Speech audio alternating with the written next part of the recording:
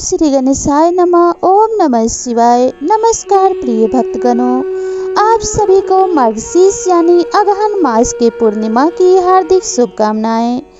आज हम अगहन मास के पूर्णिमा के पावन कथा का श्रवण करेंगे। इससे पहले हम पूजा की विधि और इस पूर्णिमा के महत्व के बारे में जान लेते हैं। सनातन परंपरा में प्रत्येक मास के शुक्ल पक्ष की 15वीं तिथि यानी पूर्णिमा का बहुत ज़्यादा धार्मिक एवं ज्योतिषीय महत्व है। जब यही पूर्णिमा मार्गशीर्ष या फिर अगहन मास में पड़ती है तो इसका महत्व कई गुना ज़्यादा बढ़ जाता है। ऐसी मान्यता है कि अगहन मास की पूर्णिमा पर जो कोई साधक सच्चे मन से श्री लक्ष्मी नारायण की पूजा करता है वह श्री हरि की कृपा से सभी सुखों को प्राप्त करता है और अंत समय में मोक्ष को प्राप्त होता है। तो आइए आज मार्गशीर्ष मास की पूर्णिमा व्रत करने की विधि, नियम और उपायों के बारे में विस्तार से जानते हैं। मार्गशीर्ष यानी अगहन पूर्णिमा पर आज स्नान ध्यान करने के बाद सबसे पहले श्री हरि विष्णु और माँ लक्ष्मी को गंगा जल से स्नान कराना चाहिए। उसके बाद पीले आसन पर उन्हें बिठाकर पीला चंदन से तिलक करें। इसके बाद पीले पुष्प, पीली मिठाई आदि चढ़ाएं। इसके बाद अक्षत, धूप, दीप आदि दिखाने के बाद पूर्णिमा व्रत की कथा करें। इसके बाद ओम नमो भगवते वासुदेवाय नमः स्वाहा, इदम वासुदेवाय इदम नमः मंत्र कहते हुए हवन सामग्री से 11, 21, 51 या 108 बार आहुति देकर हवन करें। पूजा के अंत में भगवान श्री लक्ष्मी नारायण की श्रद्धा और विश्वास के साथ आरती करें और प्रसाद को अधिक से अधिक लोगों में बांटकर स्वयं भी ग्रहण करें। मान्यता है कि अगहन मास की पूर्णिमा का व्रत करने से व्यक्ति के लिए मोक्ष के मार्ग खुल जाते हैं। इस दिन की गई पूजा और दान से उसके जीवन से जुड़े सभी कष्ट दूर होकर सभी मनोकामनाएं पूरी होती है। अगहन मास की पूर्णिमा का व्रत एवं पूजा करने पर साधक को न सिर्फ भगवान श्री नारायण बल्कि माता लक्ष्मी का आशीर्वाद भी प्राप्त होता है। अगहन मास की पूर्णिमा पर गंगा स्नान करने पर व्यक्ति अनंत सुखों की प्राप्ति करता है और उसके जीवन से सभी दोष दूर हो जाते हैं। अगहन पूर्णिमा के पूजा के साथ दान करने का बहुत ज़्यादा महत्व है। मान्यता है कि अगहन पूर्णिमा पर दान करने से व्यक्ति को 32 गुना ज़्यादा शुभ फल की प्राप्ति होती है। ऐसे में आज जरूरतमंद लोगों को भोजन, वस्त्र, धन आदि का दान करें। अगहन पूर्णिमा के दिन विधि विधान से व्रत रखने पर व्यक्ति की सभी मनोकामनाएं शीघ्र पूरी होती है। कुंडली के चंद्र दोष दूर करने के लिए आज अगहन मास की पूर्णिमा पर चंद्रमा के उदय होते समय दूध में गंगा जल अक्षत मिलाकर अर्घ दें।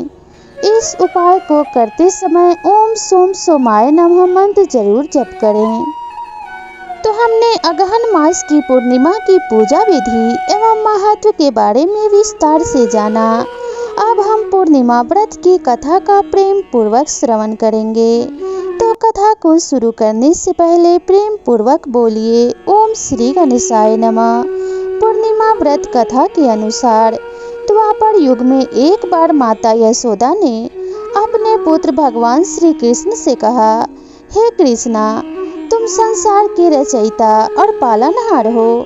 आज मुझे कोई ऐसा उपाय बताओ जिसे करने से स्त्रियों को सौभाग्य की प्राप्ति हो, साथ ही उनकी सभी मनोकामनाएं पूर्ण हो जाए।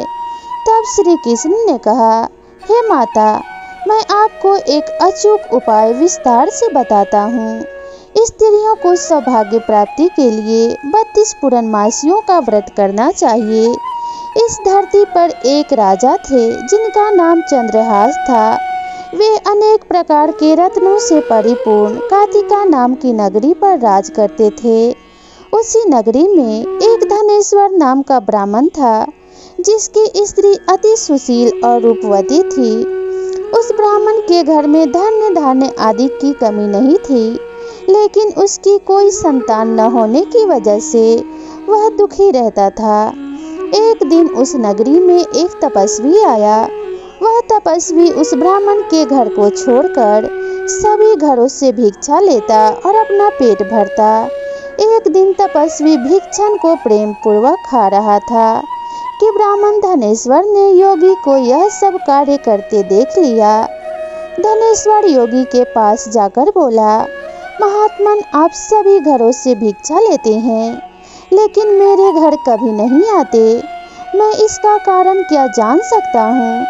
योगी ने कहा कि निसंतान के घर की भीख पतितों के अन्न के तुल्य होती है, और ऐसे में जो पतितों का अन्न खाता है वह भी पतित हो जाता है। क्योंकि तुम निसंतान हो, इसलिए मैं तुम्हारे घर की भिक्षा नहीं लेता हूँ।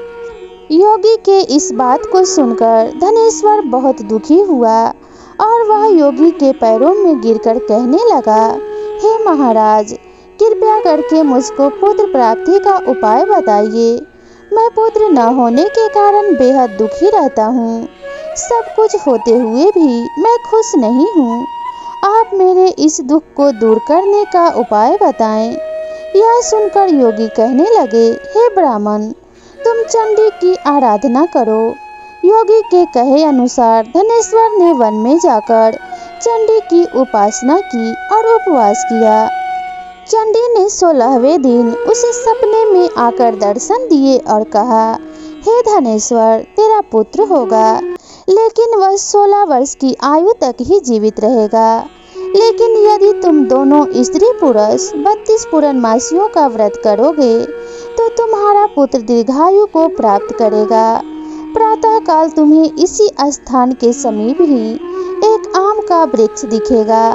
उस पर से चढ़कर एक फल तोड़कर शीघ्र ही अपने घर जाना और वह फल अपने स्त्री को खिला देना। ऋतु स्नान के बाद वह स्वच्छ होकर भगवान शंकर का ध्यान करके उस फल को खा लेगी। तब शंकर भगवान की कृपा से उसको गर्भ हो जाएगा। धनेश्वर ने ठीक वैसा ही किया और उसकी स्त्री गर्भवती हो गई। देवी जी की असीम कृपा से उन्हें एक अत्यंत सुंदर पुत्र उत्पन्न हुआ, जिसका नाम उन्होंने देवीदास रखा। दुर्गा जी की आज्ञा अनुसार उसकी माता ने 32 पूर्णमासी का व्रत रखना प्रारंभ कर दिया था। 16वां वर्ष लगते ही देवीदास के माता पिता को चिंता होने लगी कि कहीं उनके पुत्र की इस वर्ष मृत्यु न हो जाए। धनेश्वर ने देवीदास के मामा को बुलाया और कहा कि देवीदास 1 वर्ष तक काशी में जाकर विद्या अध्ययन करे। ऐसे में हमारी इच्छा है कि तुम इसके साथ चले जाओ और 1 वर्ष बाद इसको वापस लौटा लाना।